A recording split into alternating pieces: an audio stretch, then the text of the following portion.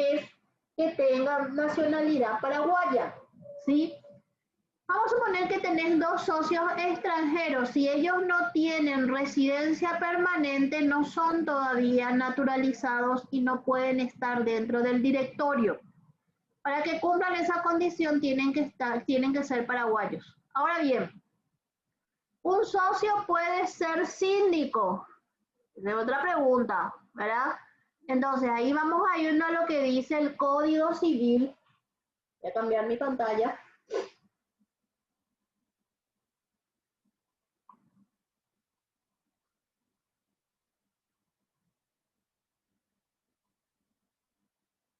Un ratito.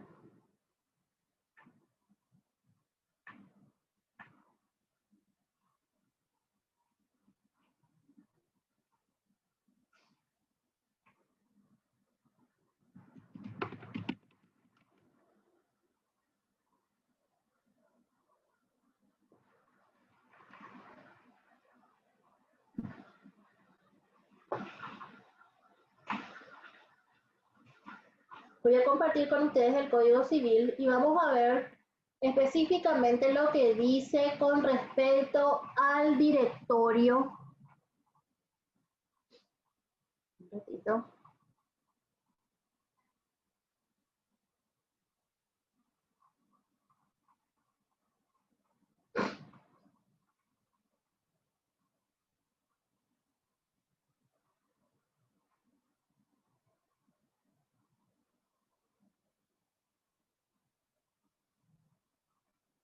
Un ratito, ya les...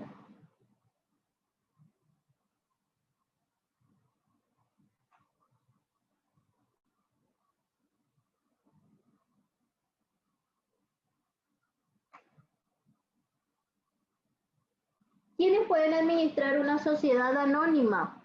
Estará a cargo de uno o más directores designados por asamblea ordinaria cuando no lo hubiesen sido en un acto constitutivo, ¿verdad? Y se faculta a la asamblea determinar su número y en los estatutos también se especificarán el número mínimo y máximo. En el artículo 1103 habla exclusivamente también de que los directores pueden ser o no ser accionistas dentro de la sociedad, pero para que sean directores sí o sí necesitan ser de nacionalidad paraguaya. Ahora bien, si son dos socios, probablemente uno de ellos sea el presidente y el otro sea el vicepresidente, y le vas a tener que contratar a alguien para que asuma como síndico, ¿sí? Ahora, ¿quiénes pueden ser síndicos? Ahora, tiene que ser alguien que conozca, porque acá en el artículo 1118 habla que los síndicos deben ser idóneos para el control que le fue dado, ¿verdad? Para eso, por supuesto, tiene que conocer de contabilidad, tiene que conocer de leyes, tiene que conocer del tema impositivo, tiene que conocer... Para mí, siempre el síndico tiene que ser un contador, ¿verdad? Que maneje de temas correspondientes a la administración general de una sociedad, ¿ok? Entonces es importante primero establecer esa situación para poder saber en qué momento, o sea, quiénes pueden o no ser síndicos. Ahora otra cosa que siempre preguntan, no está estipulado en ningún lado, ¿verdad? Pero el síndico, ¿quiénes no pueden ser síndicos? Los que en el código no pueden ser directores, o sea, los que no pueden ser directores no pueden ser síndicos tampoco. Los directores gerentes y empleados de la misma sociedad o de otra que la contrate tampoco pueden ser. Los cónyuges, parientes, los directores por consanguinidad directa, colaterales hasta el cuarto grado inclusive y los afines dentro del segundo. Casi nunca se cumple esto de quienes no pueden ser síndicos en empresas o en sociedades que son familiares, ¿verdad? Porque frecuentemente se le coloca a un mismo empleado dentro de la sociedad o se le coloca a algún pariente de los directores, ¿verdad? Entonces, esas cosas tenemos que ver en sociedades. Esos son los límites que existen para ser síndicos. No lo digo yo, lo establece el Código Civil. Entonces, deberías ver la posibilidad de que sea otra persona diferente a los directores o los parientes de los directores, ¿sí? Entonces, para que lo tengas en cuenta en el momento de hacer tu directorio, ¿sí?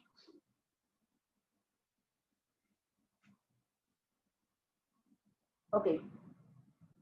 Bueno, buenas tardes, bienvenidos. Estuvimos hablando recién de quiénes pueden ser directores y quiénes pueden ser síndicos, debido a la pregunta ya de una compañera dentro del chat, ¿sí? Ahora vamos a pensar un poquitito.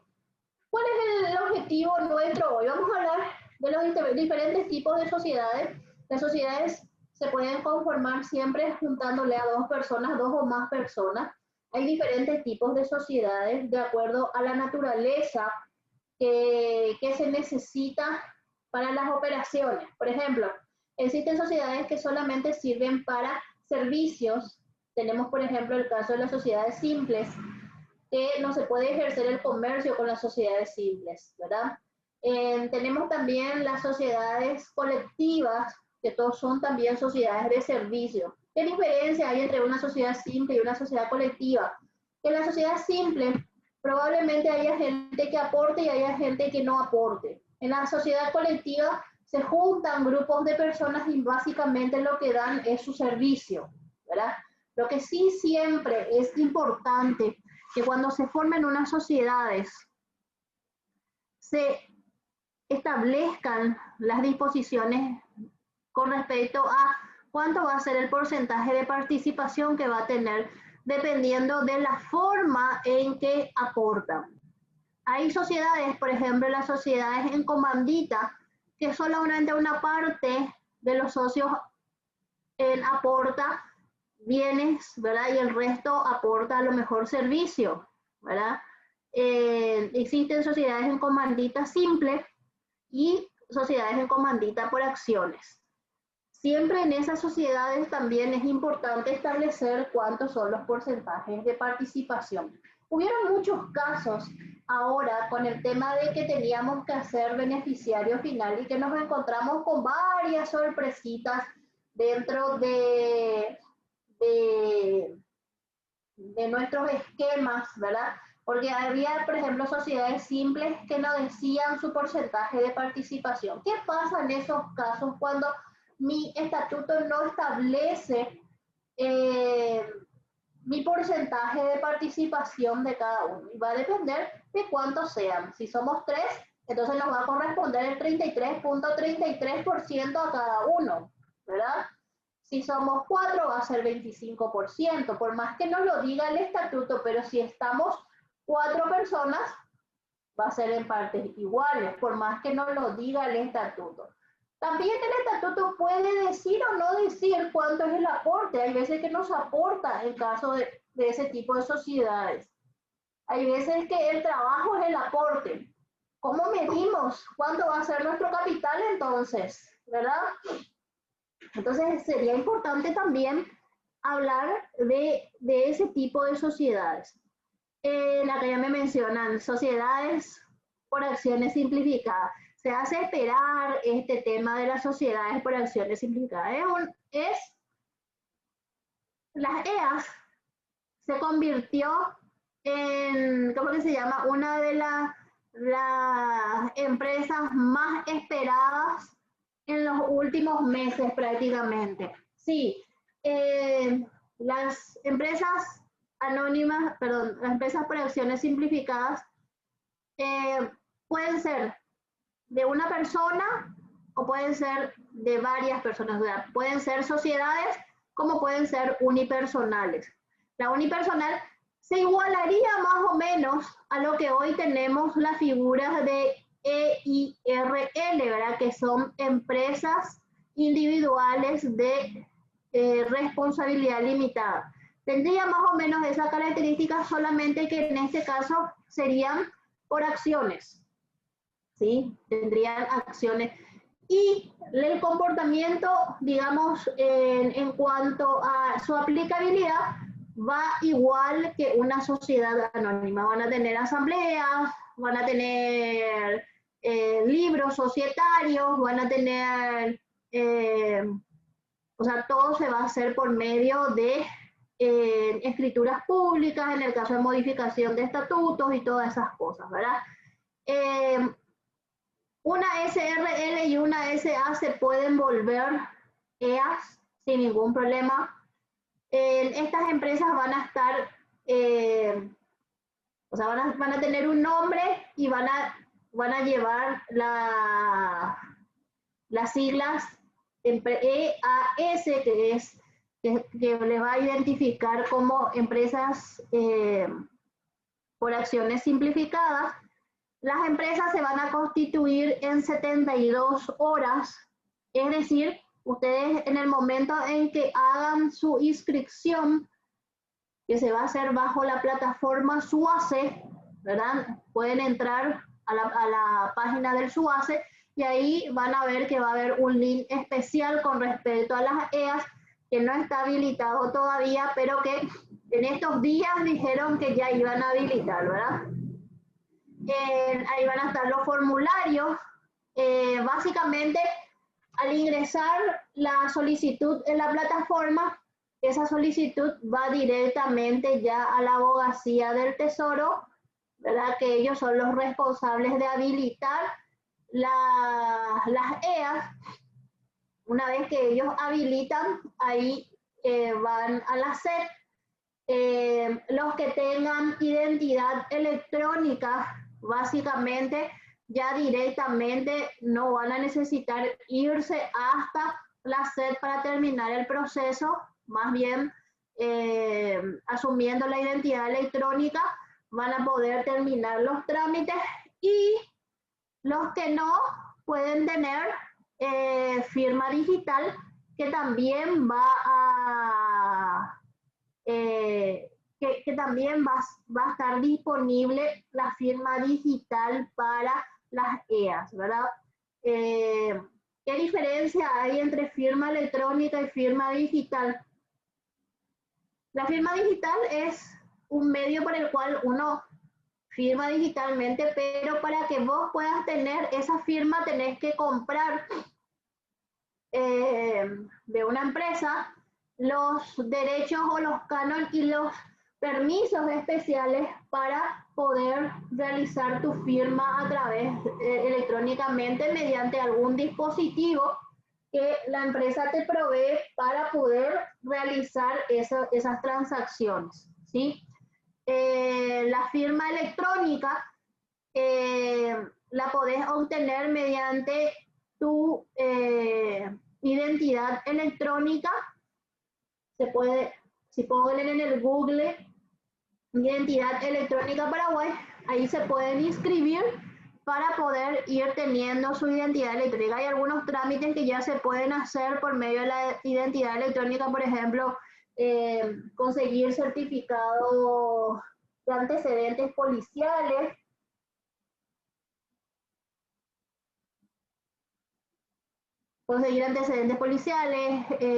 y algunos otros trámites que ya están habilitados en la plataforma.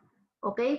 ¿Qué significa SUACES? Es el Sistema Único de Apertura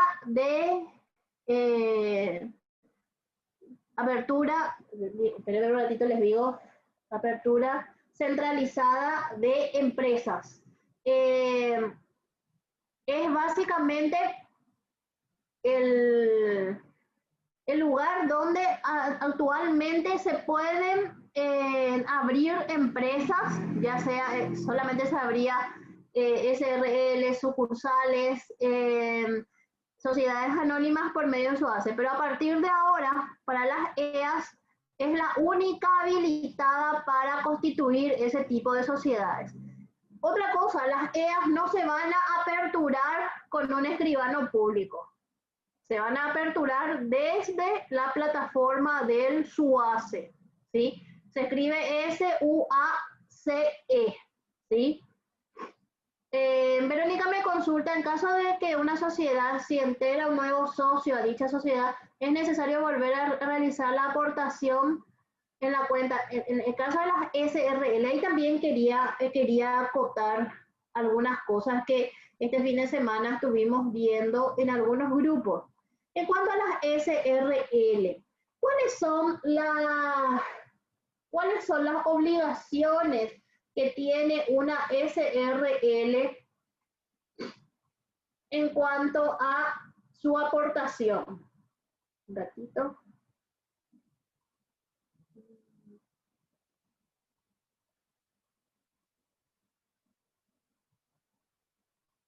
Un ratito.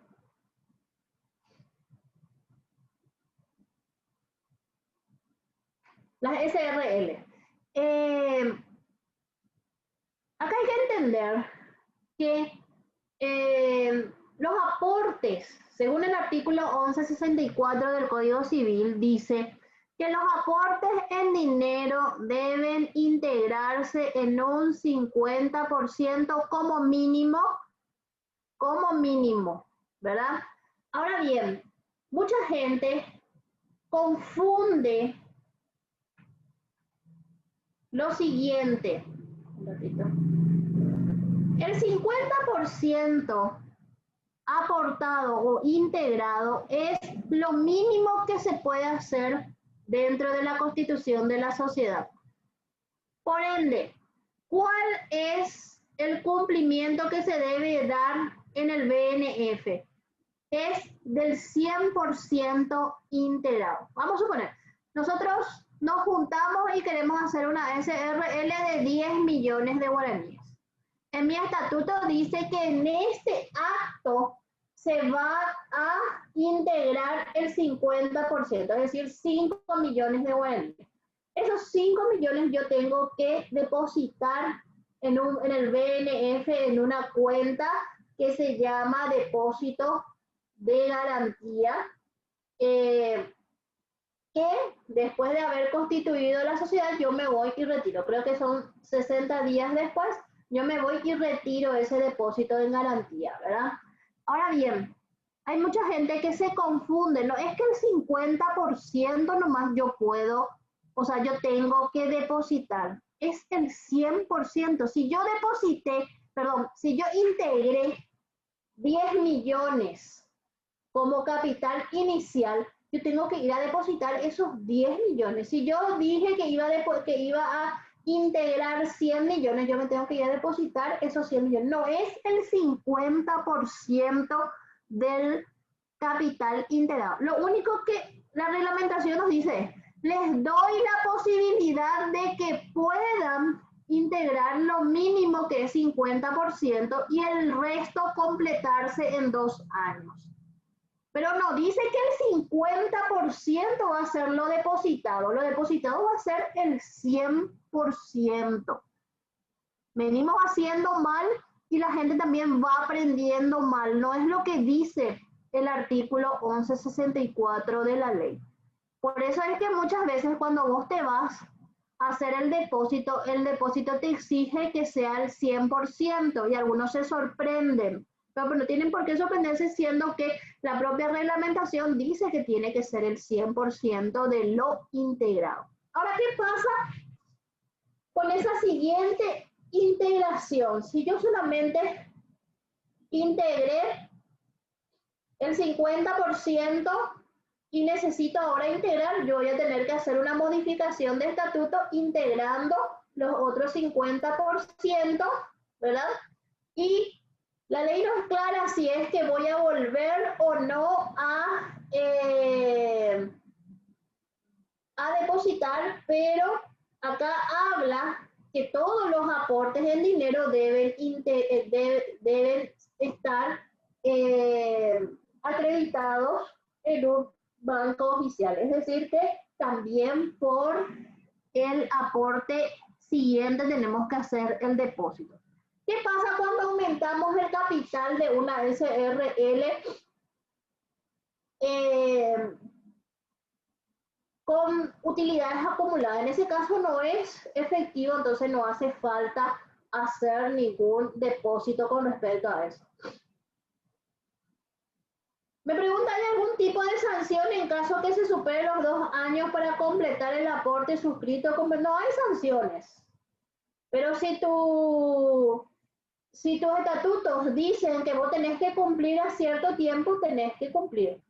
Lo mismo pasa, el otro día justamente estuvimos debatiendo lo siguiente, ¿qué pasa si mi escritura decía que 20 años tenía vigencia la sociedad y ya pasaron 5 años más y no nos dimos cuenta que teníamos que modificar el estatuto? Y básicamente tu empresa ya no existía, ¿verdad? Entonces, ¿cómo solucionamos eso?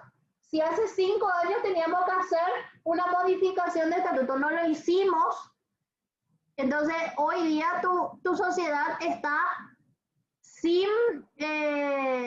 o sea, está funcionando, pero no existe jurídicamente. ¿Por qué? Porque la vigencia o los años de vigencia eran 20 años, ya se cumplieron.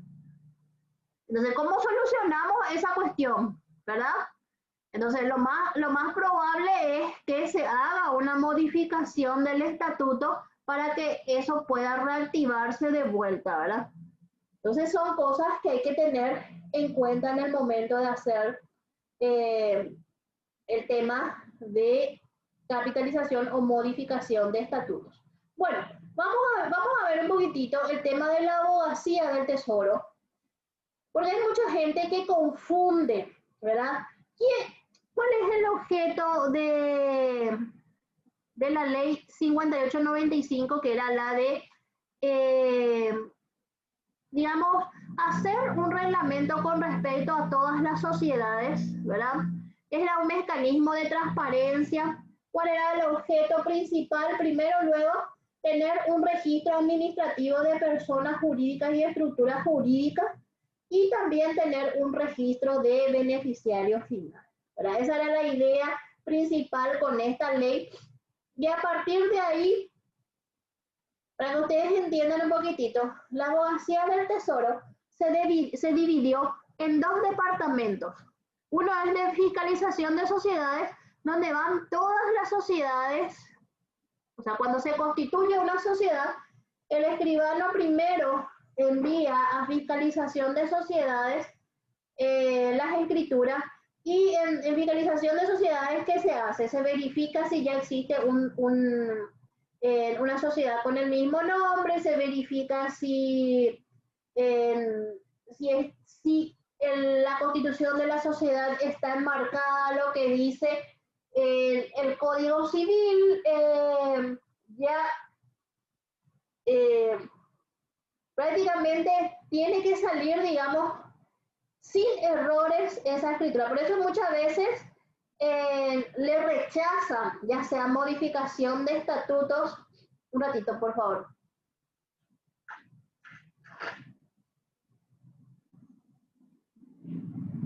Disculpen.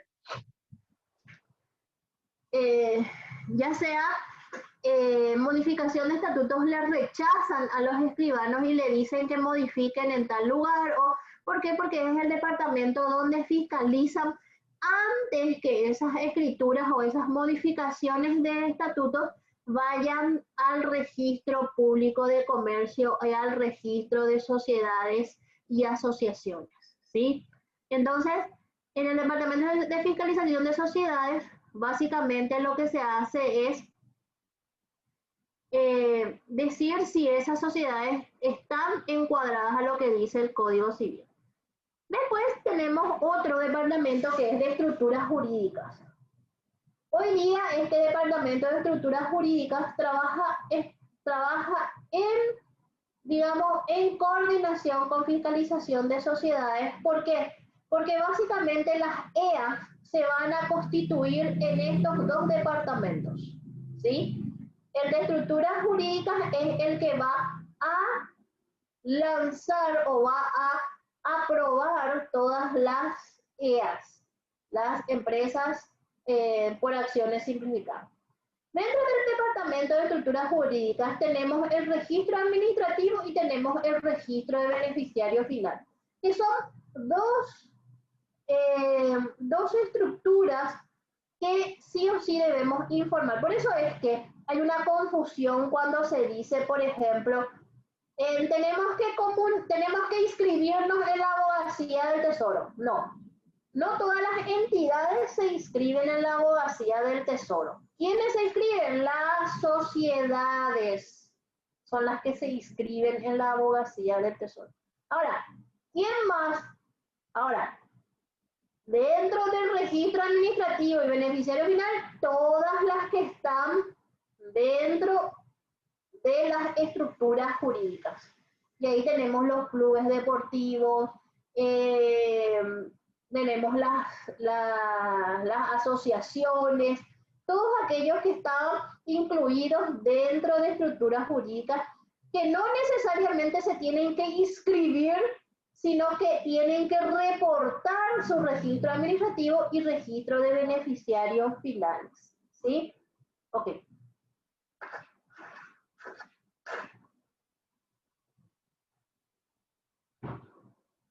Ok.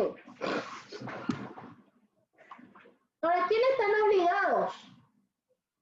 Los sujetos obligados son las sociedades, las asociaciones, las fundaciones y todas las que están reguladas por el Código Civil. ¿Ok? Los sujetos obligados a realizar este registro administrativo y beneficiario final tenemos las iglesias, las universidades, las asociaciones inscritas con capacidad restringida, las fundaciones, las cooperativas, las sociedades anónimas, las sociedades simples, las sociedades colectivas, las sociedades en comandita simple, las sociedades de responsabilidad limitada, las sociedades en comandita por acciones, las sociedades constituidas en el extranjero, que van a ser las sucursales, ¿verdad? Y las empresas por acciones simplificadas ahora, ¿sí? Tiene también las estructuras jurídicas, que son los negocios fiduciarios y los fondos patrimoniales de inversión. Voy a leer un chiquitito lo que me pregunta Francisco Ruffinelli con respecto a la SRL antes de pasar y entender un poquitito lo que son los derechos económicos para poder saber qué pasa después del 10 de diciembre, ¿sí? Dice, si una SRL dice en su escritura que su capital es de 10.000, o sea, 10 millones, pero integran 5 millones en efectivo, esos 5 millones se tienen que depositar en el BNF, así mismo. ¿Y qué pasa si a fin de año tienen utilidades y pueden integrar con esa utilidad sin ningún problema la diferencia? Ellos deciden cómo van a hacer la integración con esa, pero siempre modificando su estatuto, ¿sí? Ok. Ok. Bueno, vamos a ver un poquitito qué son los derechos económicos, porque quiero ponerle énfasis a esto, porque muchas veces no le damos importancia a estos conceptos o estas definiciones que están enmarcadas dentro de las reglamentaciones. Los derechos económicos son lo que permiten que el accionista pueda participar en el reparto de las ganancias sociales si las hubiera y en los derechos económicos que se encuentren. ¿Ok? Ahora bien, ¿qué derechos tienen los accionistas? ¿Sí?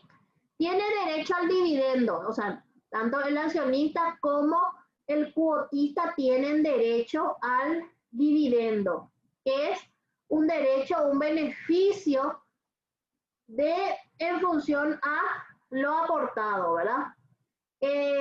Conviene tener en claro que la distribución o no de un beneficio es una decisión que exclusivamente tienen que hacer los socios. Por eso es que cuando en el caso de sociedades anónimas, el beneficio, o sea, ¿qué se va a hacer con el resultado del ejercicio? No lo toma directamente la empresa, sino se convoca una asamblea ordinaria que tiene que ser al cuarto mes cerrado el ejercicio fiscal, ¿verdad?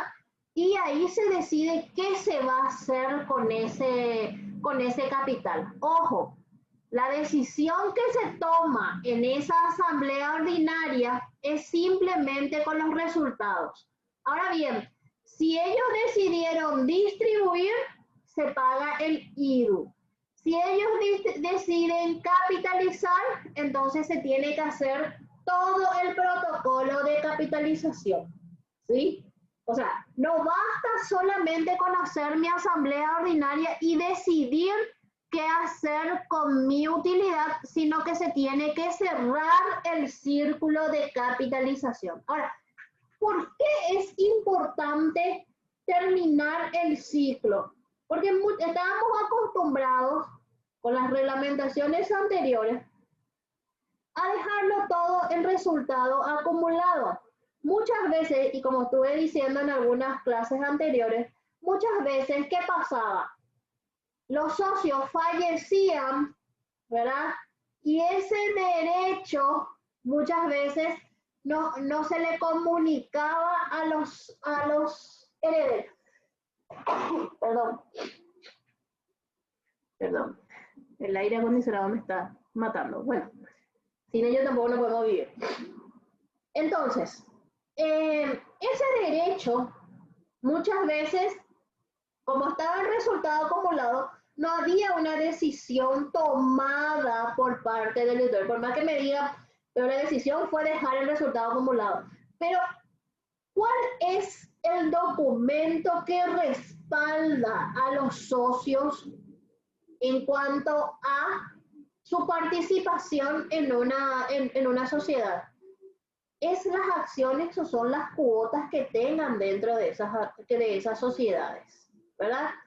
Mientras que ellos no tengan una acción, su participación solamente es con respecto a esa porción que él está teniendo. Entonces, ¿por qué es importante entonces hacer la capitalización? Para que el accionista pueda asumir cuál es su parte correspondiente a esos resultados, ya sea del ejercicio o resultados acumulados. Y conviene hacer todo el circuito. ¿Y cuál es el circuito para aumentar mi capital? Y ahí voy a ver. Si mi capital autorizado necesita ser aumentado, entonces tengo que llamar a una asamblea extraordinaria para poder aumentar mi capital. ¿Qué más? Tengo que llamar a una asamblea ordinaria para poder realizar mi suscripción y mi emisión de acciones. Digo la suscripción y emisión, y vamos a ver. La suscripción es donde vamos a empezar primero por lo básico. ¿Qué es el capital autorizado? Es el tope de capital que yo tengo dentro de mi sociedad y es, digamos, el techo de capital. Vamos a hacer un ejemplo. Nos reunimos 4 amigos, ¿verdad? En una noche, qué sé yo, nos tomamos unos vinitos y ahí decimos, vamos a constituir nuestra sociedad, bla, bla, bla. Bueno, ¿y cuánto va a ser nuestra capital? Y bueno, vamos a poner como techo 10.000 millones de guaraníes. Espectacular, dale, no hay problema, tranquilo. Vamos a poner que pasaron unos días y ya fuera del vinito nos sentamos ya en una mesa para estipular cómo se va a llamar la sociedad, cómo se va a constituir, quiénes van a ser los directivos, qué sé yo, ¿verdad? Nos sentamos ya a algo más formal. Y ahí nace la primera pregunta. ¿Cuántas acciones vamos a mandar a hacer? Pero espera, vamos a mandar a hacer, nuestro capital autorizado va a ser 10.000 millones. Si mandamos a hacer esas 10.000 acciones, tenemos que ver cuánto vamos a aportar cada uno. Y ahí viene la realidad, ¿verdad? ¿Por qué? Porque en la realidad, a lo mejor el socio 1 dice, no, yo puedo aportar 50 millones. El socio 2 dice, yo puedo aportar 20 millones. El socio 3 dice, yo voy a aportar 100. y el socio 4 dice, no, yo voy a aportar 20. En total tenemos 200 millones. Ese es el capital suscrito, lo que realmente los socios están comprometiéndose a aportar. ¿Cómo van a aportar? Es otra historia.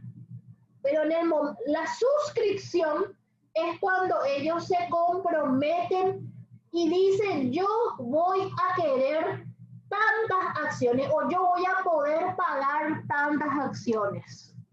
Y se comprometen y suscriben esas acciones. ¿Sí? ¿Para qué se tienen que suscribir? Para poder, sí o sí, llevar eso a emitir. Para que la empresa pueda mandar a hacer los cartones de acciones, ¿verdad? Y pueda figurar ahí el nombre mío y que cuando yo integre eso, por eso ya es mi siguiente paso, integrar esas acciones suscritas y emitidas, y ahí recién cuando yo entrego, ya sea el efectivo, ya sea el bien o ya sea el resultado acumulado, ahí recién yo puedo tener ese cartón y ese cartón va a ser mío. Y yo voy a poder presentarme en asamblea, yo voy a poder ejercer mi derecho al dividendo porque ese cartón hace que yo tenga participación en las utilidades. Y si hay repartición de dividendos, directamente yo pueda cobrar por el porcentaje que corresponde a cada uno de esos cartoncitos que muchas veces no le damos importancia. ¿Sí?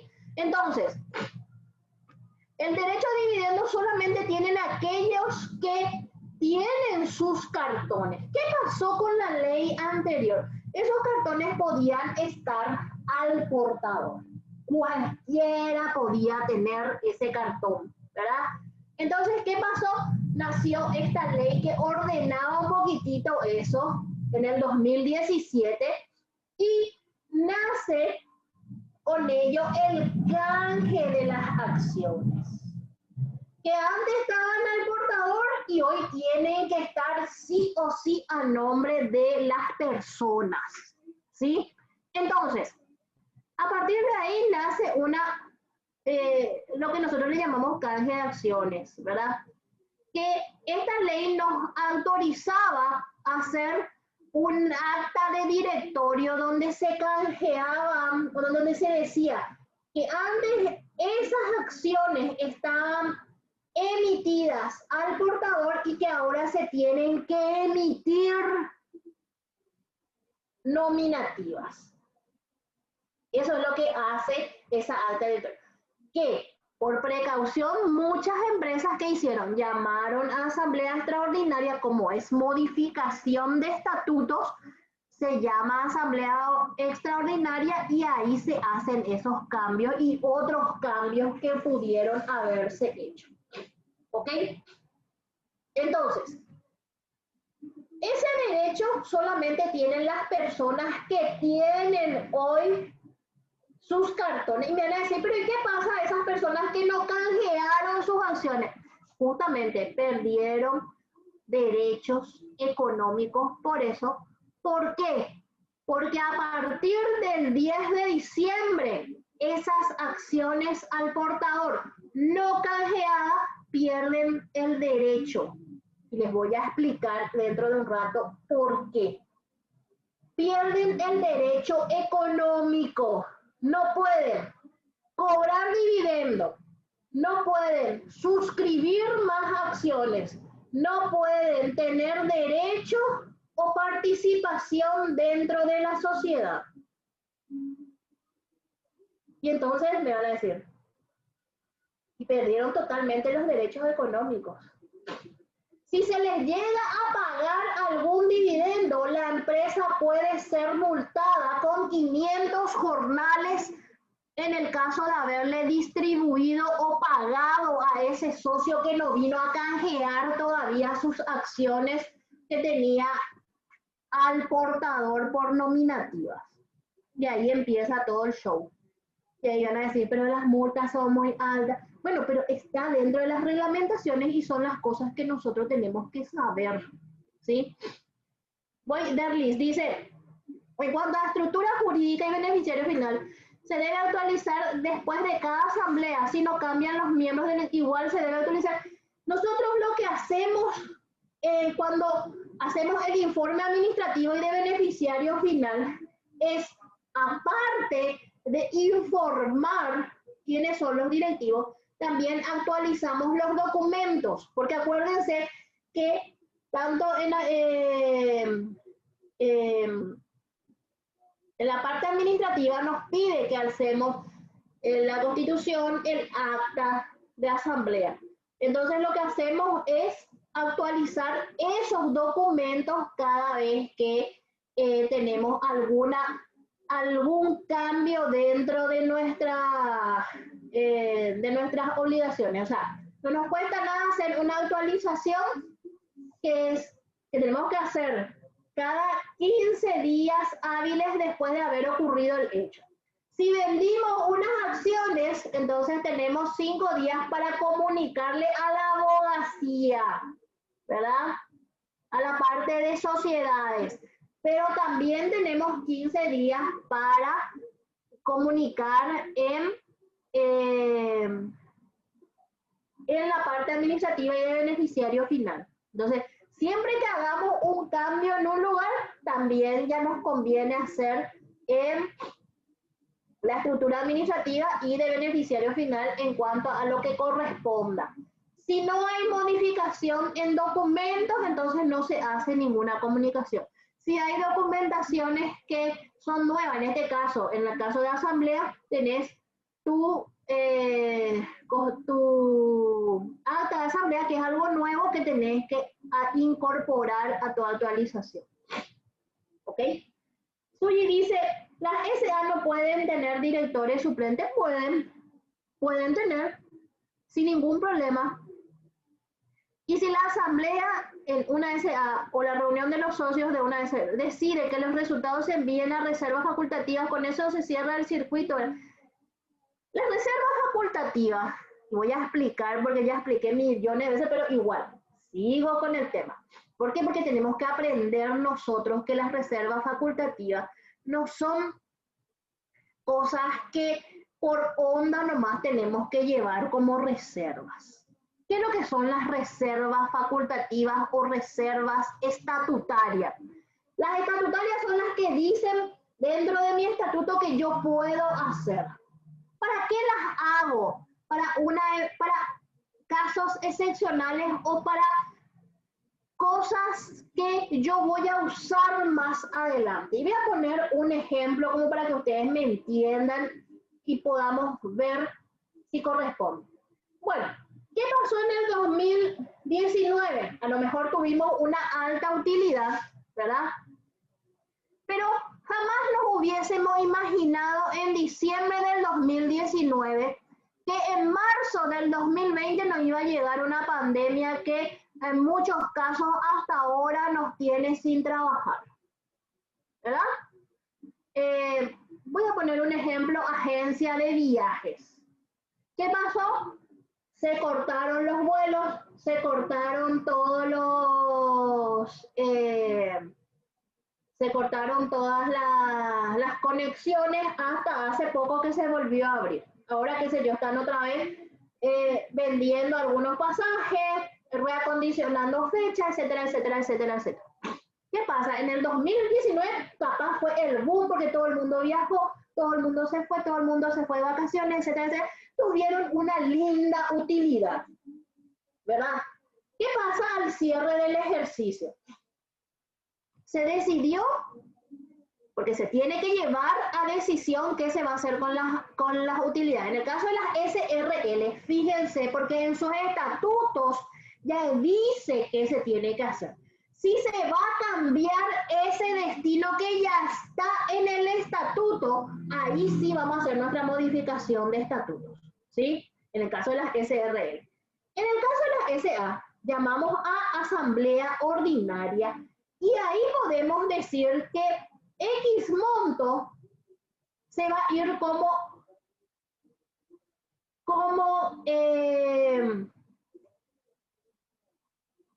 reserva facultativa. Y tenemos que explicar por qué. Entonces, si yo digo que voy a llevar como reserva facultativa, tengo que tener un motivo por el cual estoy llevando, ¿verdad? No puedo llevar nomás y tengo que tener también un plazo por el cual yo voy a llevar. Entonces digo, debido a que tenemos el tema de la pandemia y todas esas cosas, ¿verdad? Y mi utilidad va a estar resentida en el 2020, entonces se lleva reserva facultativa para amortiguar el impacto negativo que puede llegar a tener en el 2020. ¿Hasta cuándo voy a llevar? Y a lo mejor tengo que poner un plazo, ¿sí? Tengo que poner un plazo porque o si no, la administración tributaria me puede tomar eso como que yo llevé todo a reserva facultativa y me puede exigir el pago del IRU por eso, si yo no llegué a usar eso. Pero si yo tengo un argumento válido, no va a haber nadie que me pueda decir que no.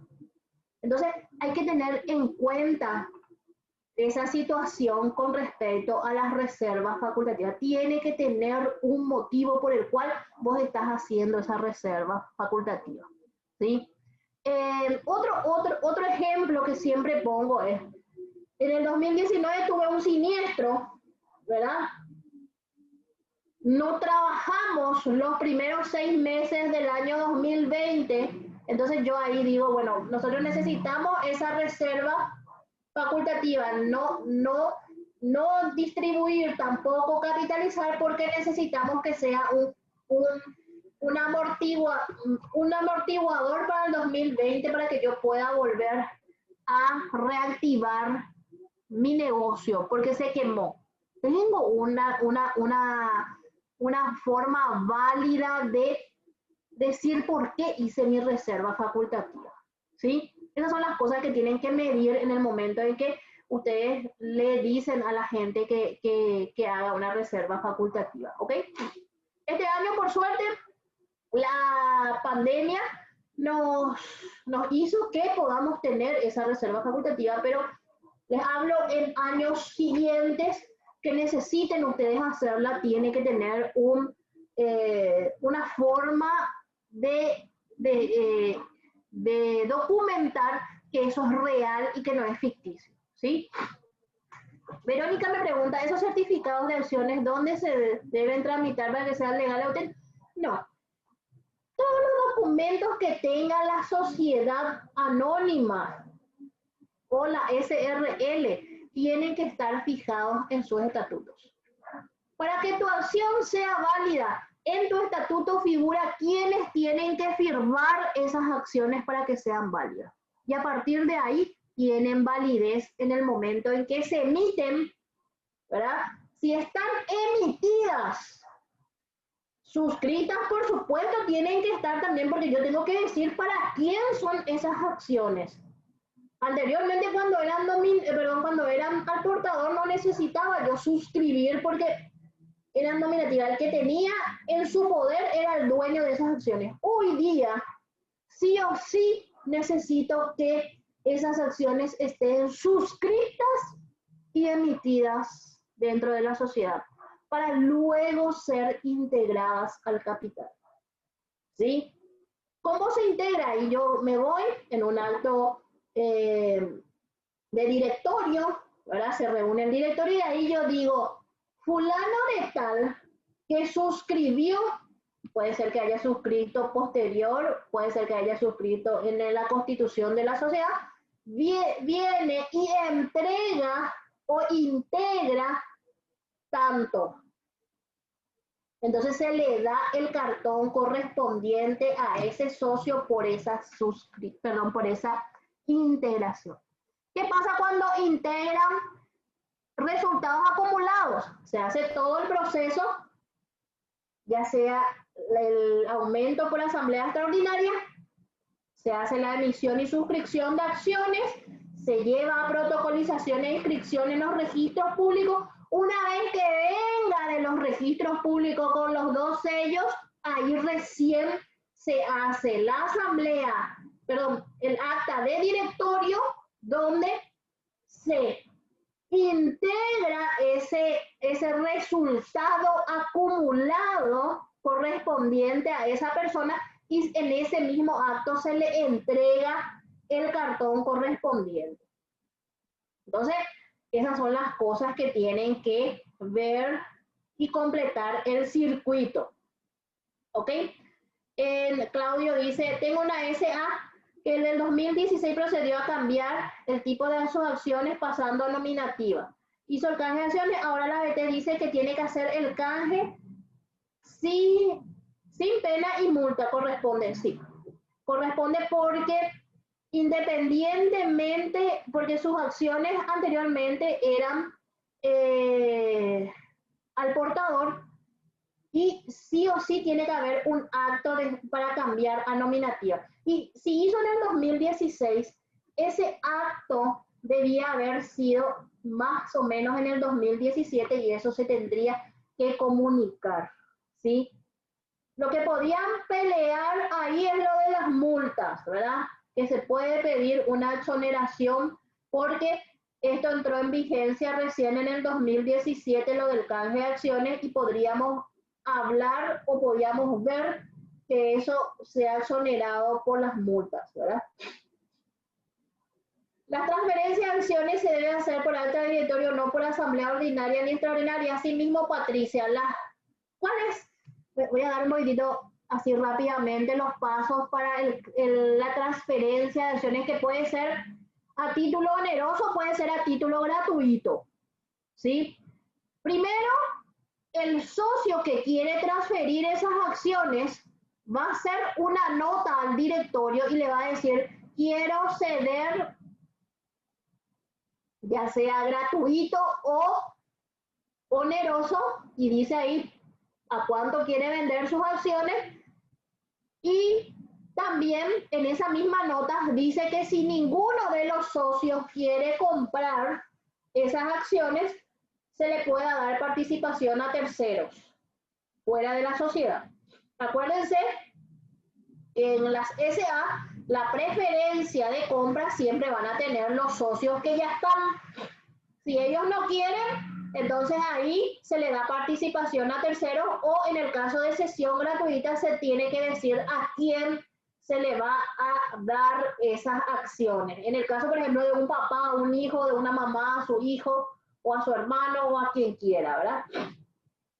Ahora bien, esa nota se lleva al directorio. El directorio tiene un plazo establecido dentro de los estatutos, porque todos los estatutos establecen eso, en cuánto tiempo tienen que comunicarle a los demás socios para poder que ellos digan si quieren o no quieren la participación que este socio quiere dar o que quiere vender, o para autorizar también que otros terceros entren a la sociedad.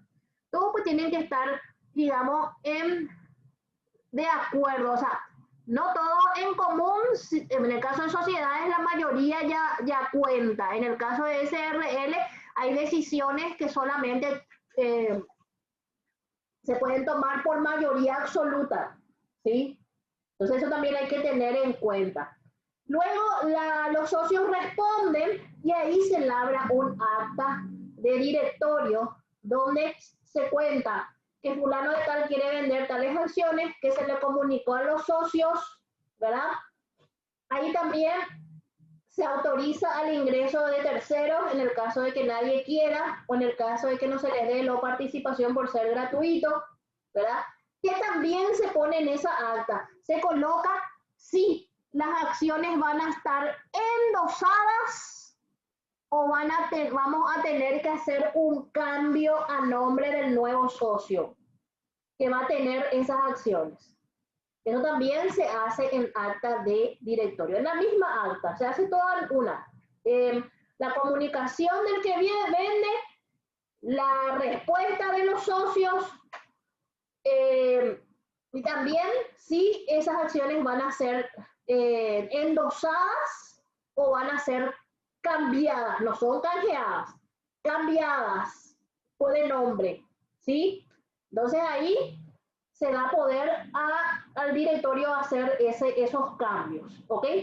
Una vez que ya tenés eso, ya se puede comunicar al socio y el socio ya hace su cesión de derechos, que va a ser el contrato privado que va a tener entre las partes, ¿sí? Ahí va a contar él que va a recibir un dinero o va a ser a título gratuito y qué es lo que le va a dar y qué es lo que va a recibir la otra persona. Ojo con eso. Hay gente que piensa que porque yo tenía participación en el 2019 y agarré, vendí mis acciones en febrero, ¿verdad? Cuando fue la asamblea tengo derecho todavía sobre las utilidades del 2019. Y no es así. Más, no tengo derecho si los resultados estaban acumulados y eran de periodos anteriores. ¿Y por qué no tengo derecho? Si yo estaba en el año 2015, 16, 17 y todo se quedó como acumulado, yo tengo que cobrar mis dividendos. Porque las decisiones se toman en la asamblea y con la cesión de derecho que se le hace, se le transfiere todos los derechos, ya sea las obligaciones que se tiene con esas acciones y ya sea los beneficios que se tienen con esas acciones. ¿Se entiende? Entonces, pierden el derecho en el momento de la cesión de esos derechos.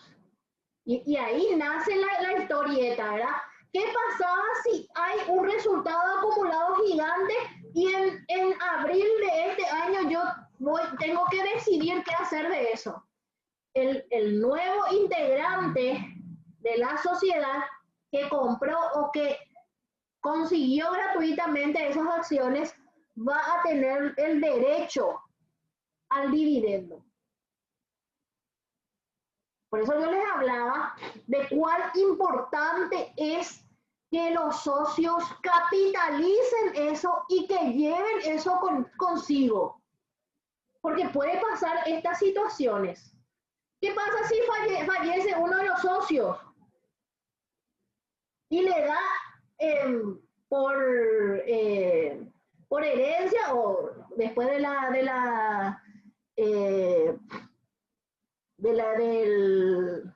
¿cómo que se llama? De la sucesión, vienen varias personas y quieren cobrar ese resultado acumulado anterior? Lo pueden hacer. Entonces, ¿cuán importante es capitalizar esas utilidades en el caso de capitalizar o llevar o distribuir esas utilidades? Que antes no se le daba, como que se dice, no se le daba importancia a esos hechos, pero hoy son hechos reales. ¿Por qué? Porque son derechos económicos que tiene el socio dentro de una sociedad. ¿Ok?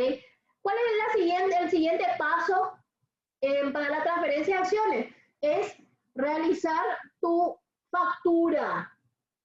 Si es al mismo precio en el cual el valor nominal, se coloca eso, se coloca tantas acciones, la descripción exacta, tantas acciones de la empresa XXSA, ¿verdad? Numeradas de tal número a tal número, tales títulos, se coloca todos los datos dentro de la factura. Ahora, si se vende por encima del valor nominal, entonces yo voy a poner en una segunda columna, o sea, perdón, en un segundo renglón, voy a poner valor adicional. Si se vende por debajo del valor, se pone descuento, como para que la factura figure exactamente por el monto el cual fue vendido, fue cedido esas acciones. ¿Ok? Ahora bien, ¿qué pasa si fue por encima? Entonces, en mi declaración jurada 120, yo voy a declarar esa porción por encima nomás, no todo. Solamente esa porción por encima nomás tengo que poner en mi formulario 120 en la parte de exentas. ¿Sí? Y esa va a ser también mi porción que yo voy a contabilizar como ganancia de capital en mi IRP, ganancia de capital en el caso de que sean ventas. ¿Ok? Ahora bien, ¿qué más? Tengo que comunicar a la abogacía al tesoro. La venta de sanciones tengo 5 días hábiles. Tengo que comunicar el informe administrativo y beneficiario final también. Para eso voy a tener que registrar también esa operación en mi libro de acciones, ¿verdad? Y por último me queda comunicarle a la SED el cambio de socios. Ahí termina mi proceso de transferencia de acciones. ¿Ok? Acá me pregunta Nancy, ¿cómo se registra correctamente las transferencias en el libro de acciones? Voy a mostrarle un ejemplo. Un ratito, vamos a ver. Un ejemplo de tu libro, cómo tiene que estar.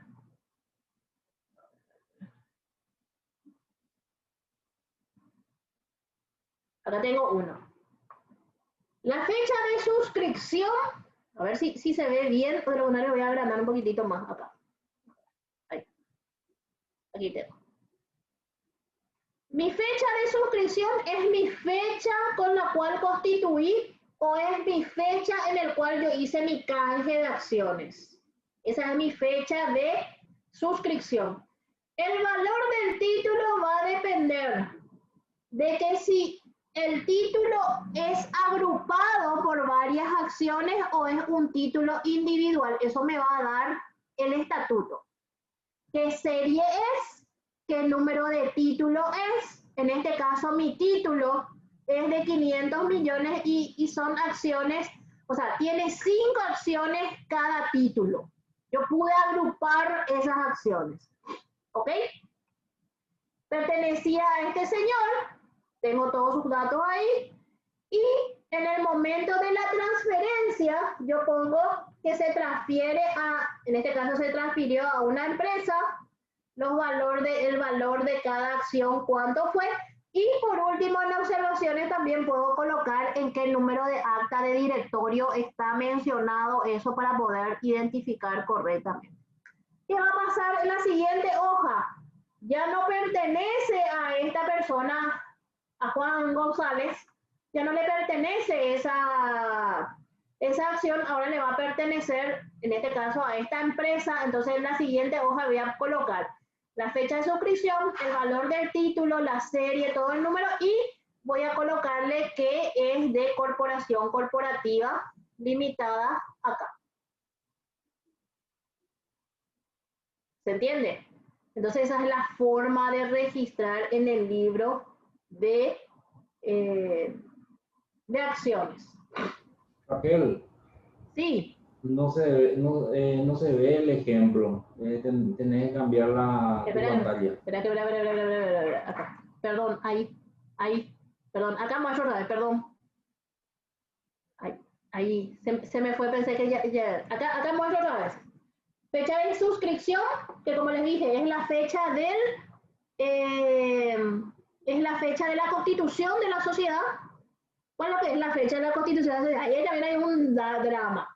La fecha de constitución de sociedad es la fecha que figura al comienzo de la escritura, donde dice, en tal lugar, a los tantos días, bla, bla, bla, ante mí se reúnen tales personas. Esa es la fecha de constitución.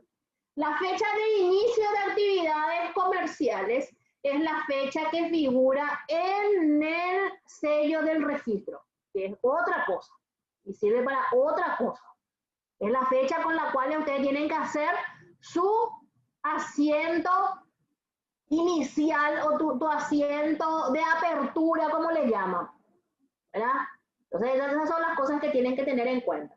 Ok, entonces va a ser fecha de suscripción, valor del título, en este caso es de 500 millones, mi serie, mi número, de qué número a qué número están agrupadas, la cantidad de series. Ojo, solamente se agrupan si tu estatuto establece que se agrupen. Si no, vas a tener que poner de una. Si son 1000 acciones, vas a tener que hacer 1000 filas. Perdón, 1000, sí, 1000 escritos. Entonces, tu escritura tiene que decir que están agrupadas para que vos puedas hacer de esta forma. Yo veo muchas veces que la escritura en los estatutos dice que son acciones individuales de tanto monto y me agrupan por cada socio. No, ojo con eso.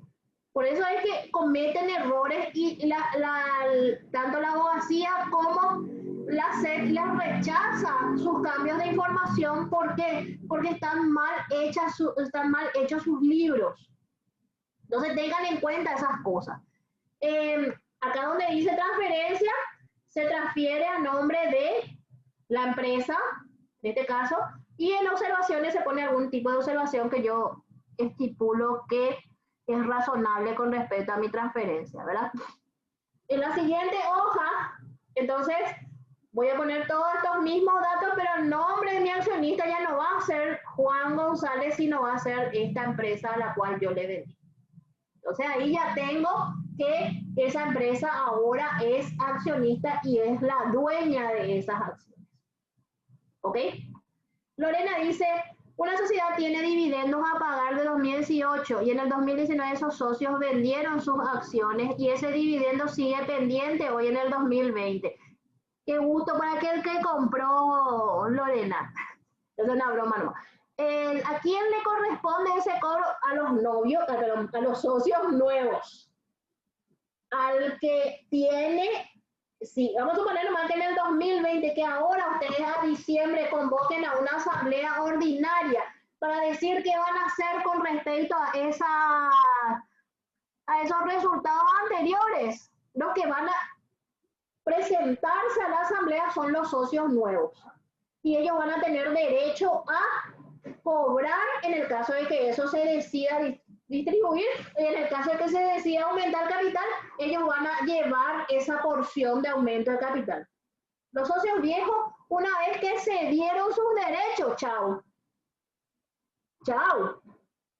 ¿Sí? Eva, en el caso de las ventas de cuota, partes de una... ¿Cuáles son los plazos para la abogacía? Los plazos son al final de la modificación de estatutos, en el caso de las SRL, ¿sí? Se hace primero la modificación de estatutos, se inscribe en los registros públicos y recién cuando sale, a partir de ahí, los plazos para comunicar, 15 días y 45 días después de salir de los registros públicos, ¿sí?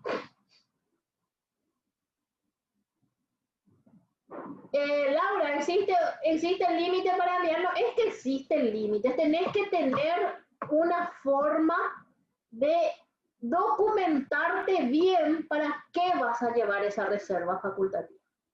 ¿Sí? Tiene que haber un argumento que vos le presentes a la SEC de que vos llevaste a reserva facultativa para un fin específico.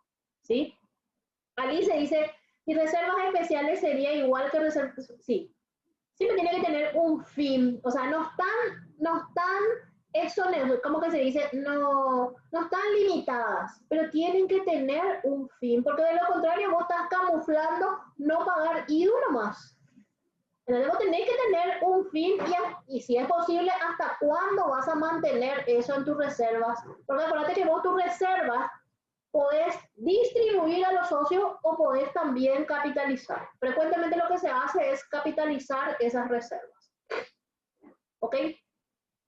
Derlis dice, hablaste de la reserva. Si se lleva utilidad a reserva facultativa, que tenemos que poner un plazo, ¿no? O sea, tiene que tener un destino y también tiene que tener un plazo. Si no tiene un plazo, bueno, pero en algún momento, ¿qué vas a hacer de esa reserva? No podés dejar todo el tiempo como reserva facultativa, no podés dejar 10, 20 años como reserva facultativa. En algún momento vas a tener que o distribuir esa reserva facultativa o capitalizar esa reserva facultativa. ¿Ok? Hugo dice, esa cesión cuando a título gratuito se debe hacer por escritura pública, no hace falta. En el caso de las SA, en el caso de las SRL sí se modifican todas las escrituras, ¿sí? Cuando se hace cesión de derechos en una SRL sí se modifica, tu escritura. Alberto dice, tengo una SA, se constituyó en el 2019 ya con acciones nominativas. No hace falta hacer ningún canje, no. Ya entró dentro del plazo y no hace falta. Alicia dice, ¿se debe igual facturar una sesión gratuita? A mi entender, sí. ¿Por qué?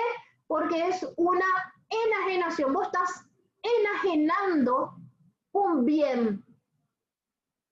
Entonces, tiene que estar facturado según lo que dice la ley. La ley dice que hay que documentar en la enajenación de bienes.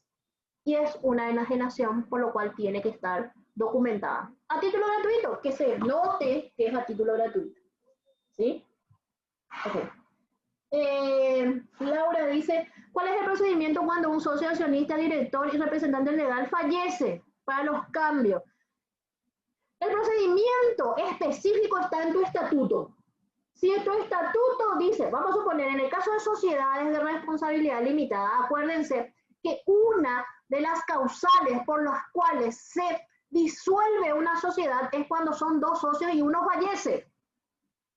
Es una de las causales.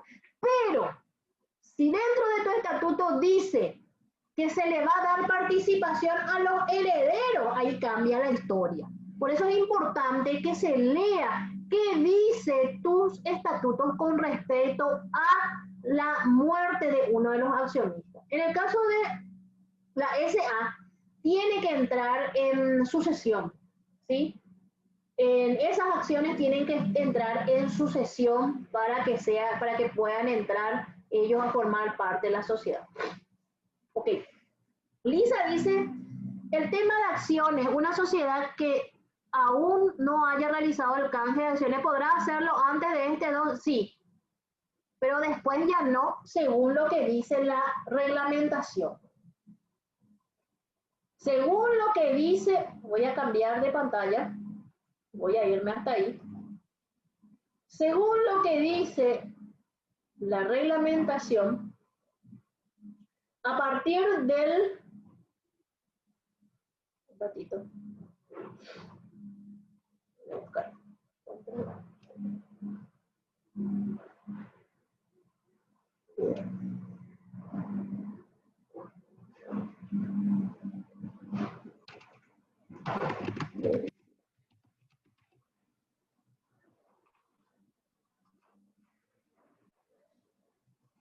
A ver. Acá tengo. Canje de acciones. Voy a cambiar de lado. Dice, las sociedades tenían tiempo hasta el 10 de diciembre, un ratito, vamos a poner, ¿no? El 10 de diciembre del 2019 para hacer sus canjes de acciones, pero después viene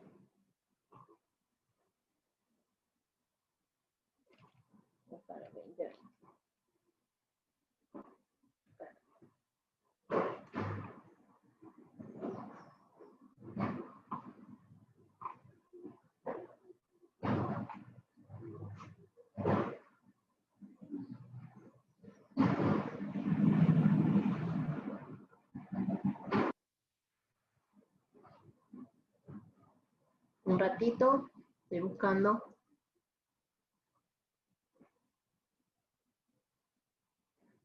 Bueno, acá vamos a empezar. ¿Qué pasaba al 10 de junio del 2020? ¿Qué teníamos que hacer? A partir de ahí, quien no vino a canjear sus acciones, ustedes tenían que ya hacer su clasificación del capital en acciones nominativas y en acciones al portador dentro de su contabilidad, ¿sí? A partir del 11 de junio, las sociedades tendrán obligación de suspender los derechos económicos. O sea, ahora, a partir del 11 de junio o a partir del 30 de junio de este año, todas las acciones ya estaban suspendidas por sus derechos económicos. No tienen derecho a hacer absolutamente nada. Y es lo que yo le estaba diciendo. De detectarse los incumplimientos dispuestos acá, que es podrán establecer controles vinculados a la distribución de utilidades, de detectarse incumplimientos relacionados a la no suspensión de los derechos. La sociedad será pasible de una multa de 500 jornales. ¿Sí? Ahora bien, cada año, aparte de eso, hay que comunicarle a la abogacía los que no hicieron canje de acciones, sí o sí, que cómo está identificado eso dentro de tu capital social.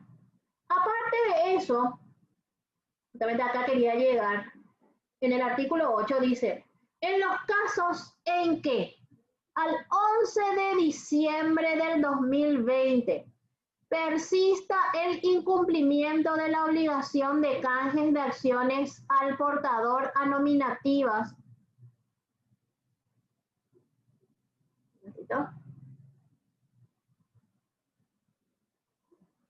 Todas las acciones al portador perderán su validez como título accionario representativo del capital de la sociedad. Además, dice, las sociedades deberán, no dice podrán, no dice, dice deberán celebrar la asamblea extraordinaria al efecto de proceder a la modificación del estatuto para reducir el capital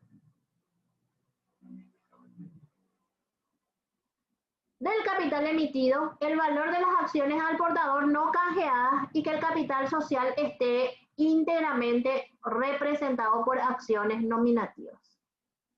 Es decir, que si se quiere hacer alguna modificación a partir del 11 de diciembre, algún canje de acción se tiene que hacer por asamblea extraordinaria.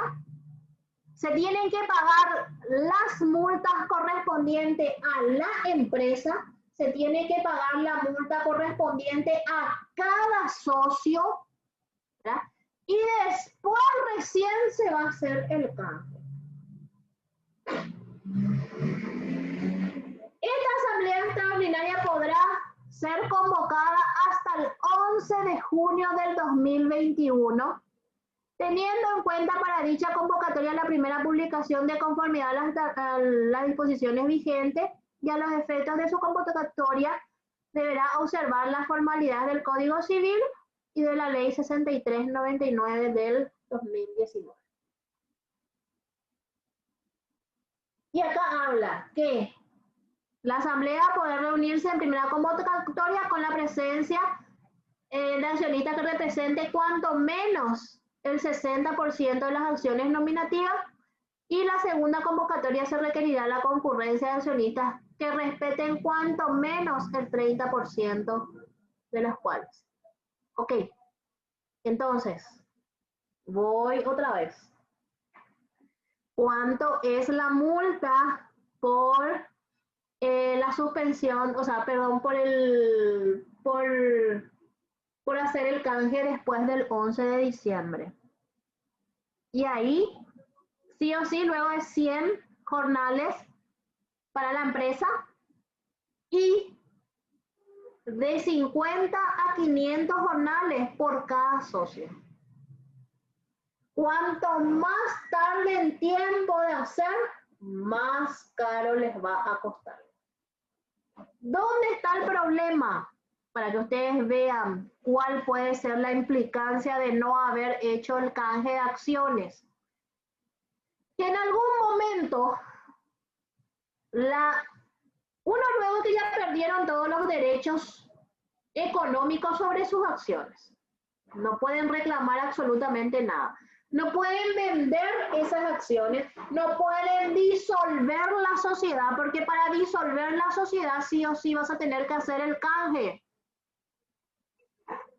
Entonces, es muy importante que ustedes le adviertan eso hoy a aquellas sociedades que todavía no hicieron. Y tienen exactamente 3 días para iniciar el proceso, que ya no lo van a terminar, para poder tener por lo menos chance de pedir a la abogacía una prórroga por lo menos en los plazos. Es muy grave todo, porque no se están midiendo los tiempos y no se están midiendo las implicancias que pueden tener. Automáticamente esa sociedad no puede entrar en el sistema financiero.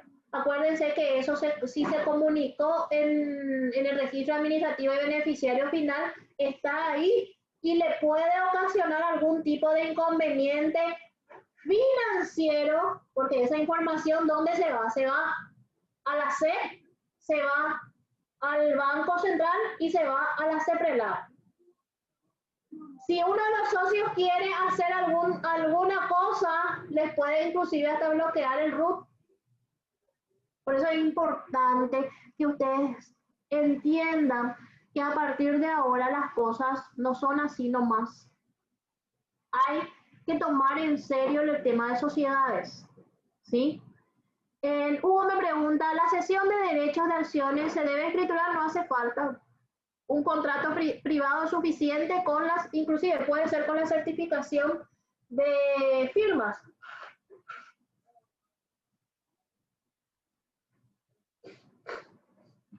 La venta, Sunilda me pregunta si la venta de menos va en el 120, no va, solamente por encima, ¿sí?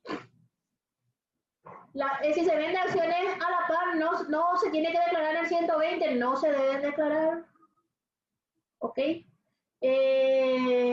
A ver un poquitito. Laura dice, si en tu estatuto dice que podés llevar reserva, no habla de tiempo ni monto, podés hacerlo, Laura. Solamente que es preferible siempre que vos demuestres para qué estás llevando esa reserva facultativa. ¿Cuál va a ser el destino de esa reserva facultativa? ¿Ok? Si se aumenta el capital y las acciones se comunican que son nominativas, el cartón, ¿cómo se debe imprimir en una imprenta o cómo sería? Yo tengo un formato, ¿verdad? Donde si se aumenta el capital, se debe colocar los datos del aumento de ese capital, ya sea de la asamblea extraordinaria y también la emisión y suscripción de acciones, y qué fecha fue inscrita eso en los registros públicos. Eso tiene que constar dentro de tus acciones. Algunos mandan a hacer en una imprenta, algunos lo hacen en forma casera, en una hoja. La idea es que el accionista cuente con ese documento porque es un documento válido para cualquier situación. Hoy día con el IRP, acuérdense que si ellos tienen acciones y se venden en algún momento, hay que colocar esos datos en la declaración jurada, tenemos que estar al tanto de eso. Si fallece, los herederos tienen que llevar eso también a sucesión. Hay veces que los herederos ni se enteraron que su papá o su mamá eran accionistas y ahí se arma el bolonqui, ¿verdad? Y todo lo demás. Entonces, para que ustedes puedan también tener...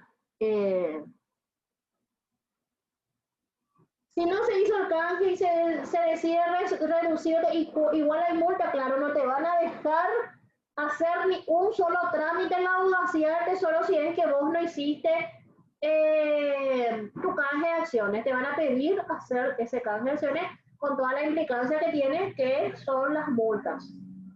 Si se hizo la comunicación de canje en la abogacía, pero esta está observada, ¿qué pasa con esa sociedad? Y ahí hay que entender, voy a irme otra vez, acá arriba donde está en el concepto, esto está todo en la ley, ustedes pueden mirar qué pasa con la presentación observada, dice. Es aquella presentación realizada con errores de tipo formal que pueden ser subsanadas por el recurrente unilateralmente o a requerimiento de la administración. La declaración de presentación observada no conlleva el incumplimiento de las normas legales y en estos casos no se aplican sanciones. Para que ustedes entiendan cuándo es una presentación observada. Ahora, ¿qué diferencia hay con la presentación no válida asistente? Es aquella presentación sin acompañar la totalidad de los documentos. ¿Qué pasaba? Muchas veces que para cumplir los plazos se levantaban cualquier cosa. para presentar nomás. Entonces, en esos casos es una presentación no válida y puede tener sanciones en caso de detectarse incumplimientos. ¿Sí? Ok. Miriam Quiñones dice, si se hizo la comunicación, lo de la observación, ahí ya te respondí, Miriam. María Inés dice, una sociedad que tuvo modificación total de estatuto en el 2011, entre ellos el cambio de acciones nominativas, me habían dicho que no hace falta hacer el canje de acciones porque fue antes de la vigencia de la ley. Equivocado.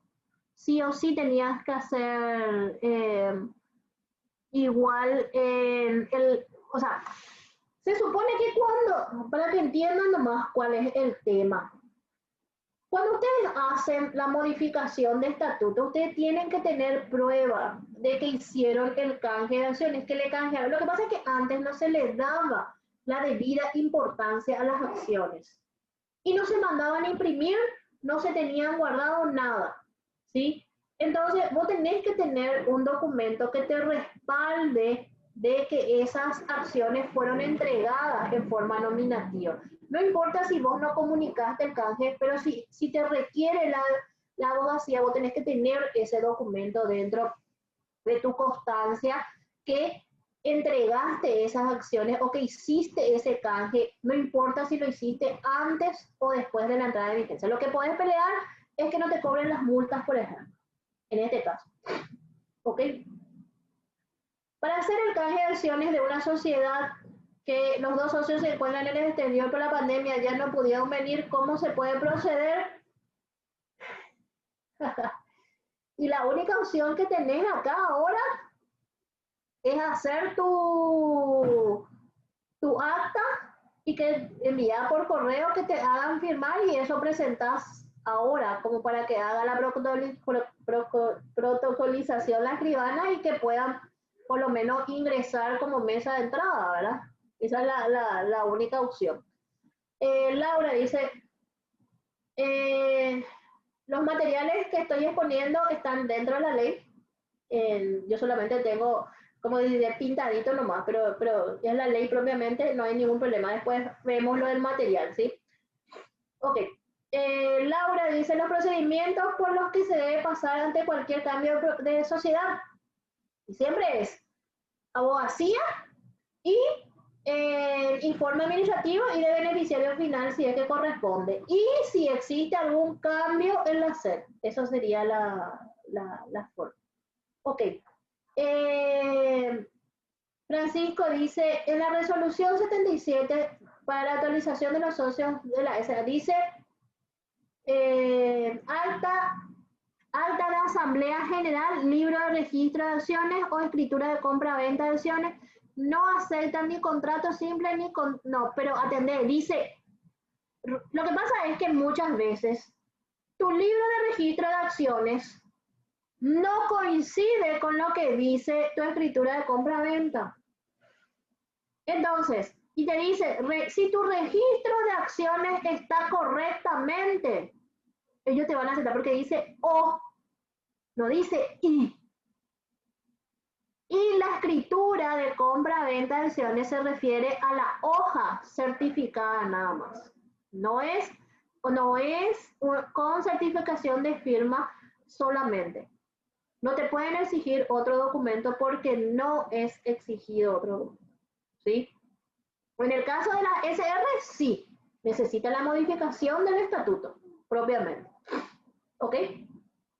Lorena dice, el certificado provisional por aumento de capital, ¿qué datos debe llevar? ¿Debe estar el capital actual más los valores a integrar o solo los valores a integrar y qué fecha le coloca al certificado?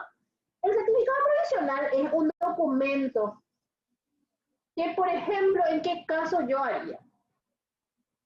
En el caso de la constitución de sociedad y en ese acto, la escribana dice que ya integran esos valores, entonces en ese caso yo le doy ese certificado provisorio. ¿Qué tiene que tener? Tiene que tener, según lo que dice el Código Civil, y vamos a irnos directamente al Código Civil con respecto a eso. Un ratito.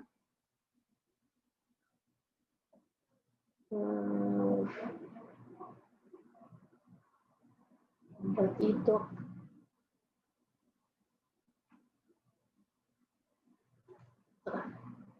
El Código Civil habla de que tiene que llevar los certificados provisorios. Un ratito, les digo. Las acciones.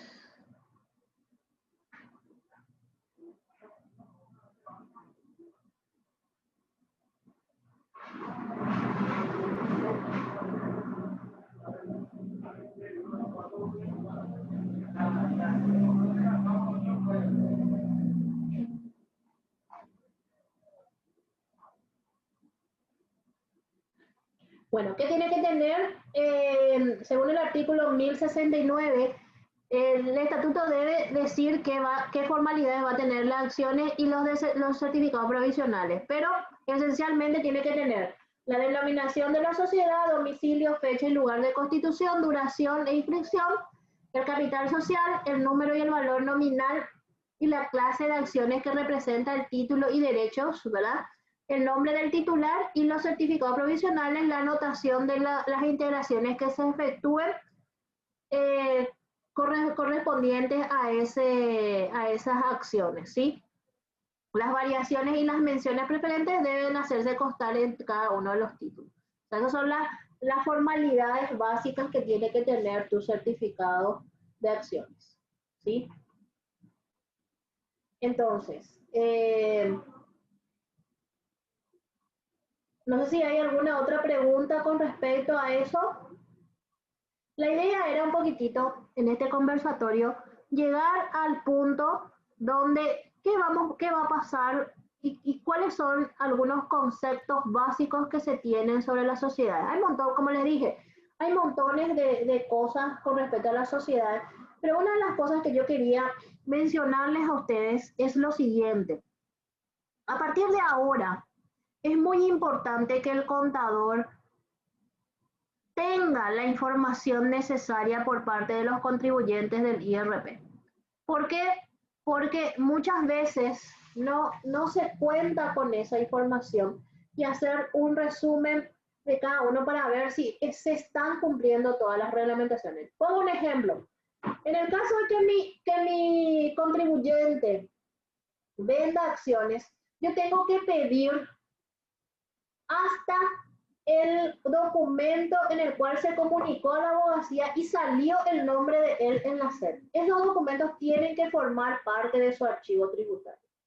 El que compra, peor todavía, el que compra tiene que tener por lo menos la constitución de la sociedad, el documento que respalda que él entró en esa sociedad, la copia de los libros correspondientes donde figura su nombre, las copias de los balances y de las asambleas de todos los años para saber qué se decidió, ¿verdad? Tiene que tener, si se decidió pagar el IVA, darle el seguimiento correspondiente y todas las observaciones que se puedan tener. ¿Por qué? Porque es un documento o son documentos que nosotros tenemos que respaldar en cualquier momento. Entonces, hoy día dejó de ser socio al portador. Son nominativos y tenemos que cuidar todos los detalles porque todo tiene multa. Entonces, mi orientación con respecto a las sociedades es que tomen en serio tanto los socios que tienen que exigir los títulos. Si no se animan a hacer en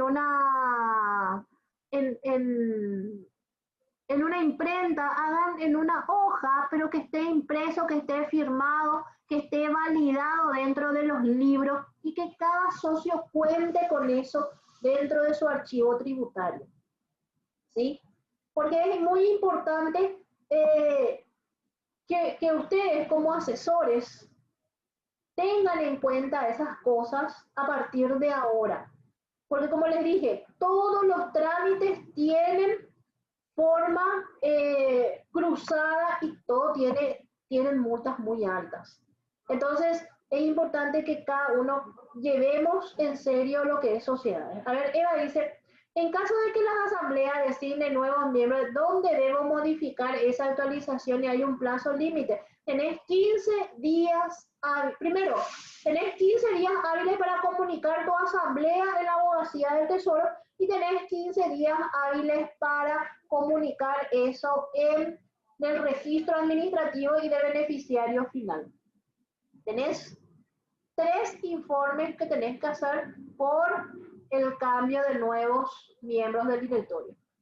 El acta donde se hace el canje de acciones, ¿se debe comunicar a la abogacía? Sí, se debe comunicar en la abogacía. Ojo, para el canje hay 2 etapas.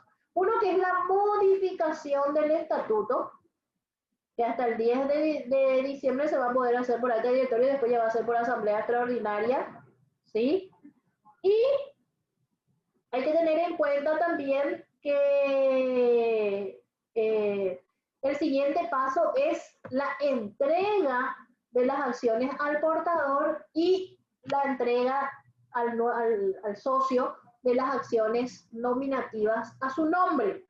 Esas acciones al portador tienen que estar guardadas en el archivo tributario de la empresa por 5 años en forma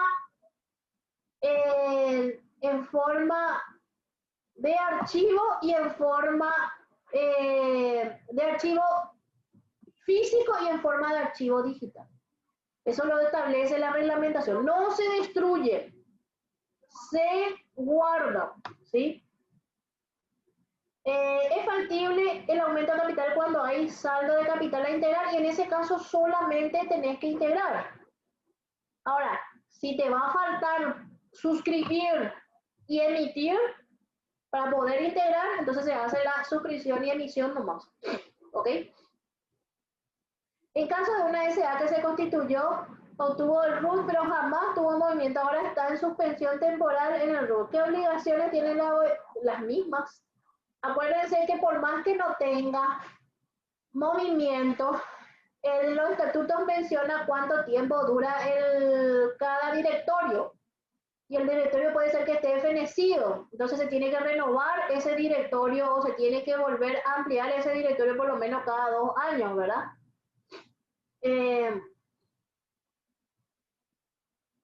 Todavía no se hizo el llamado a asamblea en el 2020 del periodo. Podés hacer.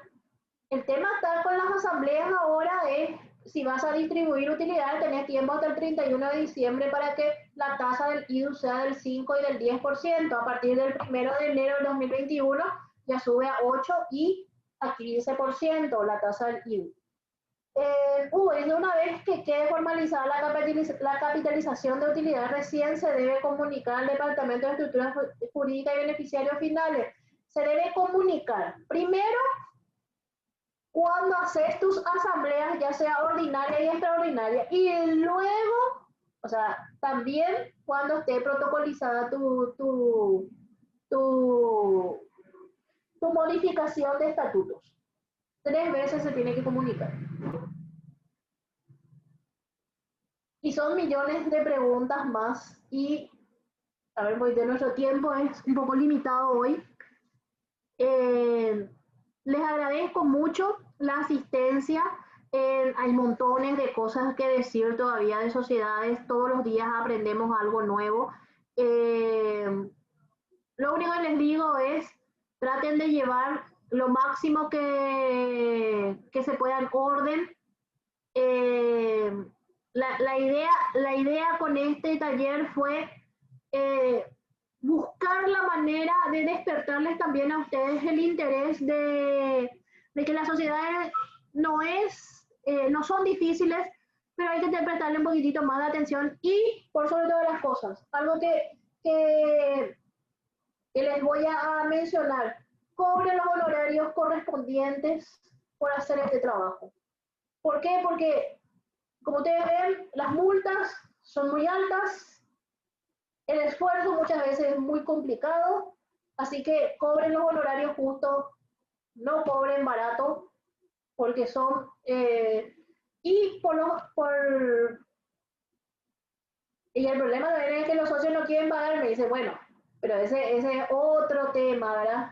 Entonces, pero cuéntenle, cuál es la realidad, cuáles son las cosas. El hecho de que esté sin movimiento no significa que no tengamos que cumplir con los reglamentos de la abogacía, se tienen que cumplir. Entonces hay que... otra cosa también, ahora que están hablando los síndicos.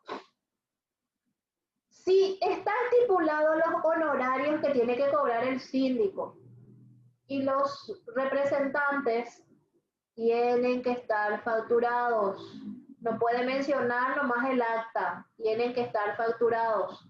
Entonces, por favor, también para que tengan en cuenta esas situaciones, porque en algún momento se van a controlar también eso. Y no le pongan a cualquiera como síndico, por lo menos alguien que conozca de temas impositivos y de contabilidad para poder sustentar y tener un respaldo con respecto a eso, ¿sí? Bueno, les agradezco mucho la asistencia.